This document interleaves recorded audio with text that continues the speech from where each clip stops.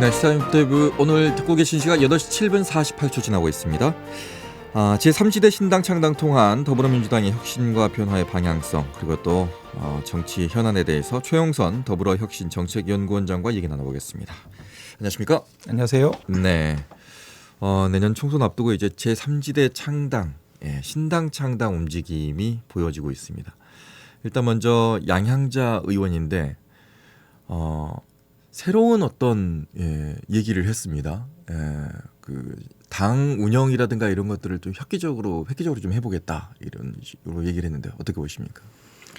뭐 지금 윤석열 정부가 출범하고 1년이 지났고 그 네. 과정에서 민주당이 기대만큼의 어떤 견제와 균형을 맞추고 있지 못한다라는 그런 불만들이 있을 수 있죠. 그리고 그런 것들이 정당 지지도에서 민주당의 지지도가 계속 높아지지 못하고 있고 또 무당층이라든지 제3지대가 좀 바라는 어떤 양당을 지지하지 않는 층들이 좀 늘어나고 있는 것처럼 보여지기 때문에 그 공간들을 활용해서 정당을 만들고 새로운 에너지를 모으려고 하는 흐름들이 뭐 자연스럽게 이루어지고 있다고 생각합니다. 네. 거기에 이제 총선도 곧 다가오고 있고 또 그러기 때문에 양 정당이 아닌 새로운 정당에서 한번 출마를 해보려고 하는 흐름들도 분명히 있을 거로 보여집니다. 네, 약간 좀 독특했던 게 딱 이해는 안 오는데 블록체인 기술을 당 운영이라든가 신당 창당의 어떤 기술로 이용하겠다.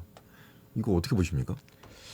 그 실제로 딱 어떻게 맞아떨어질지는 잘 모르겠는데 네. 어차피 지금 우리나라 같은 경우 소선거구제 하에서 양 정당이 지난 오랜 기간 동안에 정당의 틀을 유지하고 있는 거지 않습니까? 네. 그 지역위원회라든지 아니면 시도당 체계를 가지고 위계적인 질서를 가지고 정당의 조직원들을 모으고 당원들을 모아서 실제로 지금 민주당만 하더라도 권리당원이 120만 명에 육박하거든요. 뭐 그거는 국민의힘도 마찬가지고 이런 식의 어떤 체계화되어 있는 정당의 틀 내에서 당원들이 활동할 수 있는 공간을 만드는 기존의 정당을 뛰어넘는 정당을 만드신다고 한 거니까 저도 기대가 되고 어떤 말씀을 하시는 건지는 지금 저희가 경험하지 못했기 때문에 맞아요. 그림이 좀 잘 안 잡히긴 하지만 뭐 반도체 전문가이기도 하시니까 뭐 새로운 변화들을 정당의 접목에서 해보려고 하시는 취지는 뭐 충분히 격려할 만하다 이렇게 생각합니다. 한 번도 경험해보지 못했던 거기 때문에 좀 기대는 좀 됩니다. 어떤 식으로 할 건지. 옛날에 뭐 온라인 정당이라든지 그런 네트워크 정당 그런 얘기들은 20년 전에도 사실은 있어 왔습니다. 그 인터넷 시대가 처음 시작되면서 네. 사실 열린우리당의 출현도 노사모의 출현도 다 그 네트워크 정당, 온라인 정당에 기반한 활동들에 의해서 만들어진 측면들이 좀 있거든요. 기존에 있는 삼김 시대의 정당하고 좀 다른 모습들을 보여왔었고, 그로부터 이제 20년이 이제 지나온 거지 않습니까? 네. 새로운 도전들이 충분히 저는 이루어질 수 있다고 보는 거고, 아무튼 어떤 그림일지를 한번 잘 주목해서 보고 있습니다. 맞아요. 그때 생각나네요. 그러니까 인터넷 기반으로 했을 때는 그때는 정말 소위 말하는 정치적인 어떤 그 힘을 가지고 또 유명세를 가진 사람으로 모였던 시절에서 국민이 유권자가 주인이 되는 식으로 좀 바뀌었던 느낌이었어요. 그렇죠. 이제 인터넷 정당이라는 게 온라인, 오프라인이 구분되고 예전에는 오프라인 위주였지 않습니까? 맞아요. 그래서 뭐 거기에서 위계질서가 지구당까지 꽉 짜여 있었었는데 네. 이제 온라인 시대에서의 이제 아이디를 쓴다던가 아니면 그런 위아래의 위계질서보다는 어떤 동등한 입장에서 의견을 나누고 주장을 하는 그런 식의 흐름들이 지난 20년간 쭉 이어져 내려온 것이고요. 이제 그거를 좀 더 새로운 질적 변화를 꾀하려고 하시는 건지는 모르겠지만 블록체인이라는 개념을 통해서 정당이 어떻게 운영될 것인가 그것도 사실 좀 정당 사회에서도 재밌는 실험으로 볼 수 있을 것 같습니다. 한번 지켜봐야 될 것 같습니다. 자, 그리고 금태섭 전 의원인데 지금 외연상으로는 상당히 이제 양쪽을 다 흡수한 듯한 느낌이에요. 국민의힘 소속의 정태근 전 의원이라든가 정의당의 박원석 전 의원이라든가 또 본인은 또 이제 어떻게 보면 처음은 시작은 민주 쪽이었으니까 이런 걸 보면은 또 모양새 자체는 좀 그럴싸해 보입니다. 어떻습니까?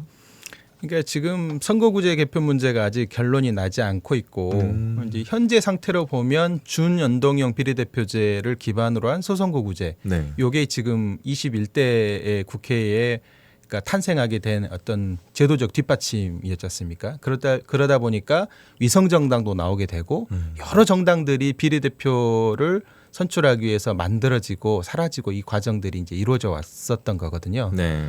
아직 지금 선거구제 개편 문제가 정리가 되지 않은 상태이기 때문에 현재와 같은 상태로 간다고 하면 다시 우후죽순 정당들이 많이 만들어질 수 있는 구조입니다. 이제 그런 점에서 금태섭 전 의원 등등 전 의원들이 모여서 새로운 정당을 만드시겠다라는 것도 지금 이제 강서구청장 선거가 곧 다가오고 있고 네. 그 과정에서 윤석열 정부의 중간 평가적 성격이 내년 총선인데 네. 그거를 한번 그 전에 바로미터처럼 점검해 볼 수 있는 시간이 있기 때문에 총선 전에 이것들을 붐업시켜 가지고 한번 흐름들을 체크해 보려고 하는 게 아닌가 싶고요. 특히 이제 금태섭 전 의원은 지역구가 강서구였거든요. 강서갑이었는데 그러다 보니까 강서 상황을 너무 잘 알고 그래서 정치적 마중물로 이 강서구청장 선거를 좀 활용하면서 흐름을 좀 보려고 하는 것 같고요. 네.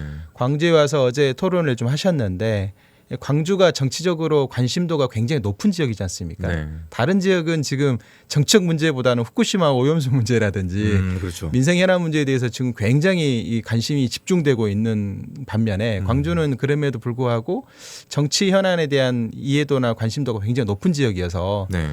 광주를 찾아서 이 붐업을 시키는 마중물로 사용하려고 하는 게 아닌가 그렇게 생각해 볼 수 있을 것 같습니다. 네. 자, 인터넷으로 여러분 유튜브로 시사 인터뷰 오늘 검색하시고 댓글창 이용하시면 됩니다. 레비토끼님이 옆에 계신 분 누구시냐고 했는데 최용선 더불어혁신 정책연구원장과 지금 함께 얘기 나누고 있습니다. 궁금한 점 있으시면 댓글창 이용해서 물어봐 주셔도 됩니다. 자, 그러면 금태섭 전 의원이 호남을 중심으로 이렇게 한번 돌풍몰이 특히 이제 뭐 목포 기반이다 뭐 이런 얘기도 했는데 어떻게 보십니까? 금태섭 의원이요? 아니요. 목포를 기반으로 한 그런 정당으로 나오게 되면 네. 호응을 좀 받을 수 있을 것 같다라는 네. 취지의 발언이 있었는데 지금 광주 전남 유권자들의 마음이 네. 뒤숭생숭한 것 같습니다. 아. 그러니까 정당 지지도에서도 지난 대선을 거치면서 상당 정도 지지가 좀 떨어져 있는 상태고 네. 갤럽 조사를 보면 지난주 갤럽 조사를 보면 50%대로 이렇게 떨어져 있는 상태거든요. 네. 근데 그게 민주당의 핵심 기반이라고 할 수 있는 광주 전남이 이 정도면 사실 수도권도 굉장히 많이 흔들리고 있을 상황으로 보여집니다. 그렇기 때문에 이 광주 전남의 유권자들의 민심이 지금 어디로 향할지를 체크해 보는 게 굉장히 중요할 것 같고 그거는 민주당에서도 굉장히 중요할 것 같고요. 또 서진 정책을 펴고 있는 국민의힘에서도 굉장히 중요할 것으로 보여집니다. 그런 과정에 제3신당의 출현이라는 것은 선택지를 넓히는 문제이기 때문에 광주 전남에서 선택지의 가능성이 있다고 한다면 그럼 충분히 수도권에서도 먹힐 거다 이렇게 이제 판단하기 때문에 광주 전남을 먼저 흔들어 보고 여기에서 선택이 되는 그런 그림들을 지금 파일럿 프로젝트처럼 좀 그려보고 있는 게 아닌가 이렇게 생각해 볼 수 있을 것 같습니다. 그럼 광주와 전남을 이렇게 두루두루 이제 돌면서 좀 이렇게 느낌을 좀 보고 나면 네.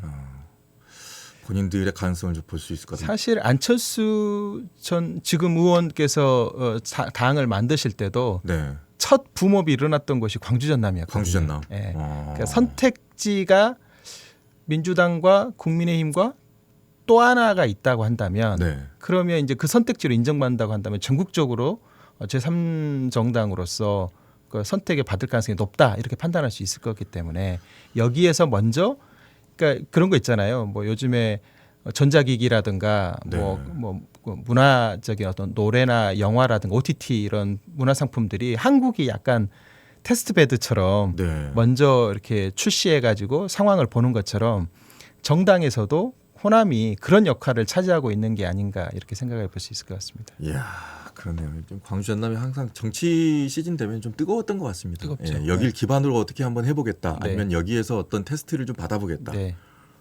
갑자기 그러면 그 생각도 드네요.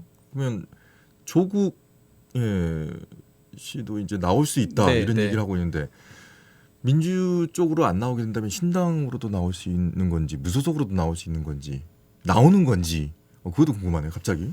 뭐 가지 않은 길을 가시겠다고 선언을 하셨고 네. 그 가지 않은 길이라는 것은 여러 가지가 다 열려 있는 거지 않습니까? 네. 정치를 하겠다라는 것을 포함해서 그리고 지역이 어디일 것이냐도 다 열어놓고 있는 것이고 그거는 이제 선거구제 개편 문제 이후에 이제 양 정당의 혁신을 어떻게 하느냐에 따라서 그 혁신에 유권자들이 얼마나 동의하느냐에 따라서 새로운 공간이 열릴 수도 있고 또 새로운 공간을 열기보다는 독자적인 행보로 좁혀질 수도 있고 그 저는 여러 가지 가능성이 열어져 있다고 생각하거든요. 네. 그러니까 만약에 혁신 경쟁에서 민주당이 계속 밀리고 혹은 기득권 질서를 유지하는 방식으로 간다고 한다면 외부 충격을 가하는 새로운 영역들이 만들어질 수 있을 거라고 보여지고요. 네. 그러지 않고 민주당이 국민의힘과 처절한 혁신 경쟁과 기득권 내려놓기의 경쟁을 제대로 해낸다고 한다면 새로운 공간이 열리지 않기 때문에 그냥 혼자의 독자적인 어떤 정치적 행보로 갈 수도 있다. 그래서 그런 것은 지금부터 유동성이 굉장히 좀 많이 열려 있는 상태다. 그렇게 볼 수 있을 것 같습니다. 이게 가만 보면 이분들이 다 이제 어떻게 보면 민주당 쪽에서 이제 나오고 계신 네, 관계된 네, 네, 뭐 이런 분들이기 때문에 네. 오히려 국민의힘 쪽은 조용한데 네. 이렇게 되면 네, 야 그럼 민주당에 무슨 뭐 문제가 있나 보다 네.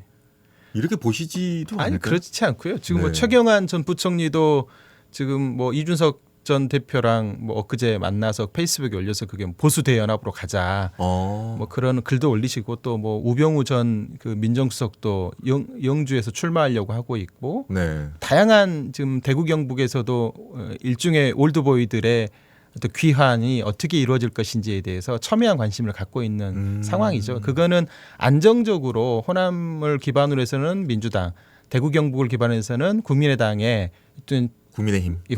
국민의힘이 굉장히 힘을 갖고 있기 때문에 네. 다른 선택지가 없는 상태이지 않습니까? 그러니까 기존에 있는 인물들 중에서 확실하게 그 반대를 하지 않으면서도 공간을 만들어 보려고 하는 삼지대의 흐름들이 충분히 그런 지점에서 좀 만들어지고 있는 게 아닌가 싶습니다. 방금 공간 얘기하셨거든요. 네. 새로운 공간. 네. 그러면 지금 이런 현상이 무당층의 흡수로 끝날까요? 아니면 진짜로 새로운 공간을 만들어낼 수 있을까요? 그거는 정치적 이제 공간은. 기존에 있는 어법으로만 해석하면 네. 당연히 다 실패로 돌아가겠죠. 기존의 과거의 선례로만 본다면 네. 왜냐하면 강력한 대선 후보가 존재해야지만이 네. 기존에 있는 정당에 균열을 가할 수 있기 때문에 과거에는 다 그렇게 해서 다 실패로 돌아갔는데 지금부터는 좀 다를 거라고 봅니다. 국민들이 원하는 것은 기득권을 혁파하고 기존에 있는 정치의 질서에서 그냥 그대로 유지되는 것에 대해서 굉장히 불만을 많이 갖고 있거든요. 그 불만의 극단이 지금 윤석열 대통령의 탄생까지 이제 이르렀기 때문에 지금의 국민들의 변화의 목소리들에 귀 기울이지 않으면 엄청난 후폭풍이 벌어질 수도 있다. 저는 그렇게 생각하고요. 기존에 있는 정치 질서를 어떻게 혁신의 과제로 만들어내느냐가 양 정당 민주당과 국민의힘의 숙제이고 그 숙제를 제대로 못 풀게 되면 바깥에서 뭐 그 새로운 어떤 외부적 힘이 기존 정당에게 힘을 가해서 균열도 이뤄낼 수도 있다. 저는 그렇게 봐야 된다고 생각합니다. 네. 자 그러면 이제 한간에 이제 이름이 나오고 있는 분들 한 분 한 분씩 좀 얘기를 좀 나눠보도록 하겠습니다. 이낙연 전 민주당 대표가 복귀를 했습니다. 예, 그러면서 이제 광주도 찾았고 여러 가지 정치적 행보를 하고 있습니다. 뭐 이제 봉화마을도 간다고 하고. 예. 근데 이재명 대표를 아직 안 만났습니다. 예, 여기에 대해서는 어떻게 해석하십니까? 뭐 그거는 이낙연 전 총리의 뭐 정치적인 판단을 어떻게 하시는지는 잘 모르겠지만 지금 그렇게 몸을 풀 때인가에 대해서는 좀 몸을 푼다는 얘기시죠? 이렇게 뭐 정치적 행보를 하는 것처럼 총선에 출마하지 않고 대선을 출마하는 그런 출정식처럼 지난번 인천공항에서 메시지를 날리셨는데 네. 아직 4년이나 남아 있고 네. 지금은 그렇게 한가할 때가 아니고 후쿠시마 오염 문제나 지금 그 일본의 이른바 정서를 대변하는 듯한 우리 대통령의 이 모습들이 국민들에게 엄청난 지금 불신과 이 걱정을 지금 끼치고 있는 상황이고 이 문제를 슬기롭게 풀어나가는 것이 되게 지금 국민들한테 필요한 일들인데 네. 그런 문제가 아니라 당내의 정치적 역학관계에 균열을 가할 수 있는 메시지들을 발신하고 행보를 하는 모습들이 그게 1년이라는 시간이 짜여져 있는 시간에 갔다 오신 건데 그 뭔가 부름이 있어서 온 게 아니라 옛날로 따지면 호명이 있어서 온 게 아니라 본인의 정치적 일정에 따라서 1년간 미국에 계시다가 들어오셔가지고 총선 앞두고 정치적 발언들을 막 하시는 것들이 그렇게 아름답게 보이지는 않습니다. 지금은 백의종군 자세로 필요한 곳에 가서 무슨 일이든 그게 빗자루를 쓰는 일이든 그렇게 해서 더불어민주당의 다시 국민들에게 수권 정당으로 발돋움할 수 있게끔 지지를 받는 정당으로 만드는 일에 무슨 일이든 하셔야 될 거로 보여지고 저는 그런 마인드가 있다고 한다면 뭐 시점의 문제가 중요한 게 아니라 결국은 만났을 때 어떻게 내가 내 것을 내려놓고 힘을 다 모을 것이냐 뭐 그런 이야기들이 오고 가야 되잖아요. 그래서 당신의 아직 마음이 풀리지 않은 측면도 있다고 하시니 좀 시간을 두고 넉넉하게 생각을 좀 정리하고 당을 위해서 무슨 일을 하면 좋을 것인가 그런 행보들을 앞으로 해나가시는 게 필요하지 않을까 싶고요. 그게 아니라 계파를 만들어서 지분을 확보하고 이번 총선에서 내 공간을 열어가지고 대선을 가겠다. 이제 이런 식의 마인드라고 한다면 그건 당원과 국민들에게 신뢰를 받기는 쉽지 않겠다 이렇게 생각합니다. 상당히 냉정하게 보시네요. 그리고 또 이제 지역에서도 이제 여기저기 뭐 나올 수도 있다. 뭐 이분 여기로 가는 거 아니냐. 네. 뭐 이렇게 계속 얘기들이 나옵니다. 네, 네. 이용섭 전 시장도 이 얘기가 나오고 있습니다. 네. 어떻게 보십니까? 뭐 어제 뭐 엊그제 그 기자들과 만나서 그런 취지의 말씀을 하셨다고 하는데 네. 선수가 좀 똘똘하고 골 넣을 만한 선수가 있으면 내가 뛰지 않고 이 골을 못 넣겠다 싶으면 본인이 한번 출전해서 골을 한번 넣어보고 싶다는 식의 취지로 얘기하셨더라고요. 네, 그 말씀은 지금 뛰려고 하시는 이제 입지자들이 얼마만큼의 어떤 변화를 바라는 광주와 전남 시도민들의 마음을 얻어내느냐에 따라서 본인의 역할이 있을지 없을지를 열어놓고 판단하시겠다고 한 거니까 지금을 단정해서 예단할 필요는 없을 거라고 보고요. 네. 아직 뭐 광주시장으로서 또 후배들에게 그 물려줘야 될 본인의 또 노하우들도 있을 것이고 네. 어른으로서 할 수 있는 역할들이 충분히 있으면 굳이 본인까지 뛰어들으셔가지고 멱살잡이 할 일은 없지 않겠는가 이렇게 생각합니다. 또 냉정하게 보시네. 또 다른 분 뭐 냉정하게 보실 분 있습니까? 아니 이게 올드보이들의 어떤 놀이터나 그 인생 이모작에 내가 이 정도까지 해봤으니까 이 정도는 해야 되는 거 아니냐라는 식으로 이 지금 22대 총선을 대응하신다고 그러면 네. 그런 굉장한 정도의 그 지지를 받기는 쉽지 않을 겁니다. 지금은 다시 수권 정당으로 나아가고 정권을 교체할 수 있는 신형 엔진이 누구인지 팔팔하게 정권과 싸우면서 또 우리 지역의 발전을 꾀할 수 있는 문제 해결 능력을 갖춘 사람이 누구인지를 보고 시도민들이 평가를 하는 것이지 네. 옛날에 그냥 내가 이런 사람이다라는 식의 어떤 명성만 가지고 출마해서 당신의 어떤 정치적인 입지만 높이는 방식으로 간다면 그건 선택받기가 쉽지 않은 그런 변화된 환경들이 지금 있다. 이런 것들을 좀 이해해 볼 필요가 있을 것 같고요. 지금 뭐 열심히 명함 돌리고 권리당원 모집하고 이런 행위가 유권자들의 마음을 얻는 행위일 수도 있지만 그것보다는 지금 속이 답답한 유권자들은 어떻게 하면 다시 민주당이 수권 정당으로 나아갈 수 있을 것인지 광주 전남이 정치적인 고립이 아니라 다시 민주당이 중심이 되고 또 호남의 정치를 넘어서 어떤 우리 대한민국의 정치를 새롭게 변화시키는데 얼마만큼의 기여할 것인지 그 역할을 담당할 수 있는 후보자가 누구인 것인지 그런 것들을 보고 있는 것이다 저는 생각하고 지금 민주당에 대한 지지가 호남에서 많이 떨어진 것도 그것들을 충족시키지 못했기 때문에 떨어진 측면들이 좀 있거든요. 지금 또 잘 준비하는 것은 선택의 과정에 내가 대안 세력이다. 내가 호남을 이끌 수 있고 여기서 새로운 뭔가 에너지를 만들어서 정권 교체도 할 수 있는 어떤 역량을 갖춘 신형 엔진으로 발돋움을 받을 수 있다. 이런 것들을 보여줘야지만이 내년에 총선에서 기회를 받지 않겠는가 이렇게 생각합니다. 올드보이들의 귀환은 어떻게 보면 정치 신인들, 새내기들의 어떤 전투력이 약한 모습이 보여지기 때문이다.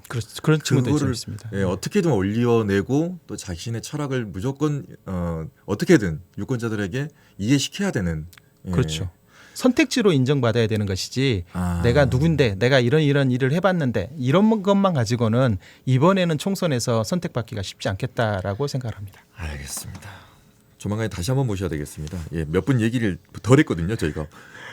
손혜원 전 의원 얘기도 하고 싶었는데 지금 그 얘기도 못했습니다, 지금. 네. 예, 시사 인터뷰 오늘 여기서 마치도록 하겠습니다. 최영선 더불어혁신정책연구원장이었습니다. 고맙습니다. 감사합니다. 네, 지금까지 진행의 김규빈이었습니다. 언제 어디서나 내 손 안의 뉴스. 광주 MBC 뉴스 유튜브 구독으로 함께하세요.